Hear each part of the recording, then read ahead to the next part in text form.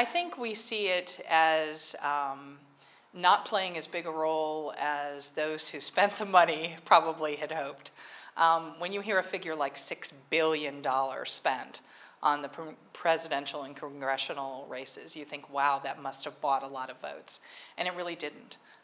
In many cases, races where the candidates were outspent in this so-called soft money, they didn't win. So, President Obama, for example, was outspent more than 10-1, and he still won the election. So I think in the end, we will say that a lot of the big money was wasted. The negative ads just went back and forth and only really served to confuse and frustrate voters rather than convince them to make a decision one way or the other.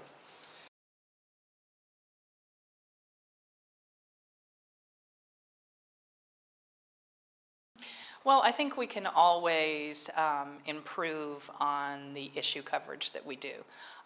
It was better in 2012 than it's been in past elections in terms of that last few months focusing on the horse race rather than where the candidates stand on issues and the kind of information that voters really need to make a decision.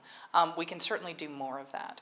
I think a continuation of all the fact-checking and perhaps even more of that really seemed to help voters sort of make their way through the morass of competing messages.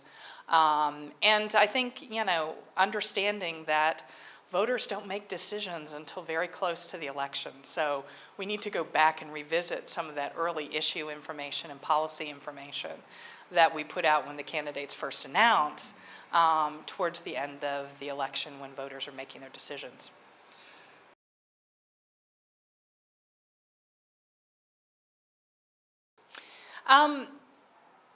I don't know that it will be different, but I think I definitely will emphasize the importance of our role as journalists in helping people get through all the information that's out there, helping them to understand the messages that are being given, and most importantly, help them look forward to the consequences of their decision. A lot of the fact-checking that happened during this past election focused on the idea of, this candidate says his tax plan will raise this amount of money for the deficit. And then the journalists would go to independent sources and say, is that true? Is that really the consequence? And that was probably the most highly praised coverage that the media did. And I think we're going to have to focus a lot more on that kind of information.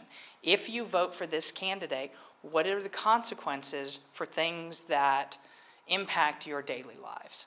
And we're seeing more and more of those decisions leading to those consequences than in the past, where, sometimes it didn't matter who you voted for.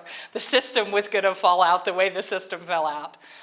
That's not been the case in the last couple of presidential and congressional elections. So I think that would be a big focus, to say, let's look beyond the polls and the immediacy.